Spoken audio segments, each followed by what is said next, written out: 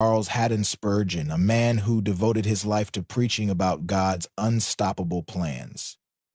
Known as the Prince of Preachers, Spurgeon's words have inspired countless lives. But what made his sermons so impactful? And what personal trials did he endure that revealed the truth of God's sovereignty? By the end of this video, you will gain a deeper understanding of why no obstacle, no failure, and no opposition can derail what God has prepared for you. You will also discover insights from Spurgeon's life that will uplift your spirit and renew your faith in the midst of challenges. So stay with us till the end as we uncover timeless truths that have the power to transform your perspective. Welcome to our channel, where we bring you inspiring content rooted in faith, hope, and purpose. If this resonates with you, make sure to subscribe and join us on this journey of uncovering God's divine plans. Before we talk about how God's plans unfold in our lives, we need to understand something foundational: God's sovereignty. Sovereignty means absolute authority, complete control over all things. It is the idea that nothing happens in the universe outside of God's will.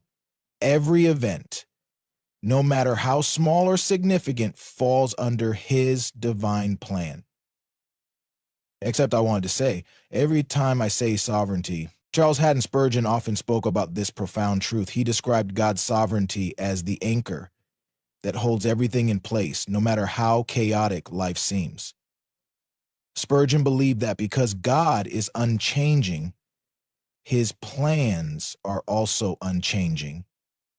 What He has set in motion will come to pass, no matter the circumstances. Spurgeon once said, "There is no attribute more comforting to His children than that of God's sovereignty."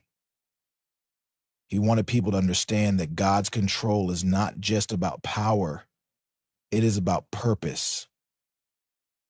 Everything God allows or ordains has meaning, even if we do not see it immediately. When we reflect on this truth, it shifts our perspective.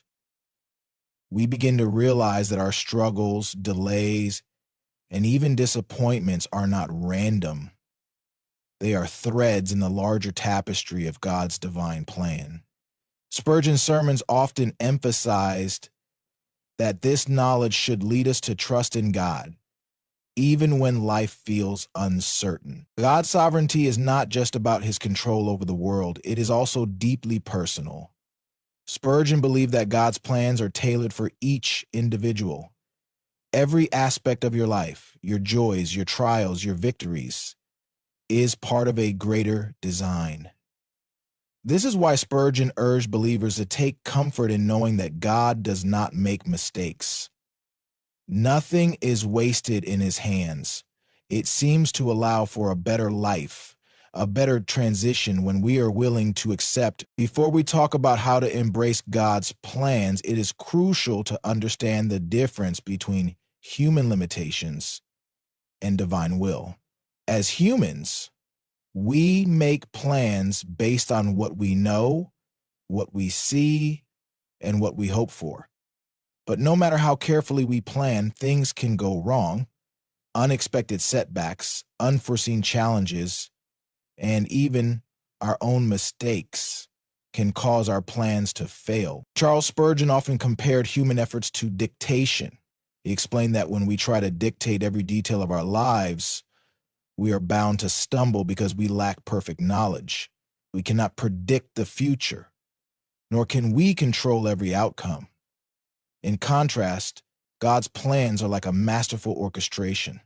He sees the end from the beginning and arranges every detail in perfect harmony. Spurgeon once described it like this: man proposes, but God disposes. What he meant is that while we may have our own ideas and intentions, it is ultimately God's will that prevails. This is not a message of discouragement, but of hope. Even when our plans fall apart, God's purposes remain steady. His plans are infallible, unshakable, and always for our good. Once again, Man's plans are infallible, unshakable, and always for our good. Another way Spurgeon illustrated this contrast was through the analogy of a symphony. Imagine an orchestra where each musician plays a different instrument. If one musician plays out of tune, it might seem like chaos, but under the guidance of the conductor, even the mistakes can be woven into a beautiful performance. God is that conductor. Even when life feels out of tune, He brings everything together for His glory and our ultimate benefit. Understanding this helps us to let go of the need to control every aspect of our lives. It allows us to trust that even our failures can be used as part of God's greater plan. Spurgeon reminded his listeners that the limitations of humanity are not a barrier to God's will. Instead, they are an opportunity for His strength and wisdom to shine through. Before we talk about how God's plans bring ultimate fulfillment, we need to look at the role of faith and trust. Trusting in God's plan is not always easy, especially when life feels uncertain or overwhelming. Challenges can make us question whether things are truly working out for our good. But this is precisely where faith comes into play. Faith loves you. The Bible says faith loves you. Charles Spurgeon often emphasized that faith is not about having all the answers. It is about believing that God does. He spoke about the necessity of surrendering our personal will to God's greater purpose, even when we cannot see the outcome. Spurgeon once said, "To trust God in the light is nothing, but to trust Him in the dark, that is faith." Man, this kind of trust requires letting go of the desire to control everything. Spurgeon taught that when we try to force our own plans, we often create unnecessary frustration and anxiety. But when we surrender to God, we find peace, even in the midst of uncertainty. Faith is not passive. It is an active decision to believe that God is working even when we cannot perceive it. Spurgeon often used the image of a child and their father to explain this concept. A child may not understand why a father denies certain requests or allows certain difficulties, but they trust that their father knows best. In the same way, God's decisions may not always make sense to us in the moment. However, when we trust Him, we acknowledge that His wisdom is far greater than ours. One of Spurgeon's key insights was that trust is not just about accepting what happens. It is about aligning our hearts with God's purpose. He believed that faith grows stronger when we stop clinging to our own desires and instead say, "Not my will, but yours be done." This act of surrender opens the door for God to work in ways we could never have imagined. In challenging times, Spurgeon encouraged believers to hold on to the promises of God. He often reminded his audience that God has never failed His people, and He never will. Faith allows us to see beyond the immediate struggle and trust that God's plan is unfolding exactly as it should. Before we talk about the outcomes of trusting God's plans, it is important to address a reality we all face: doubt. There are moments when setbacks and obstacles make us question if things are truly working for good. These moments can feel overwhelming, and it is easy to believe that God's intentions for our lives have been derailed. But Charles Spurgeon offered reassurance that nothing could be further from the truth. Spurgeon often reminded his listeners that no failure, no mistake, and no opposition can thwart God's plans. He described God's commitment to His people as unshakable, likening it to a solid rock that cannot be moved. One of his most comforting statements was, "God is too good to be unkind, and He is too wise to be mistaken. And when we cannot trace His hand, we must trust His heart."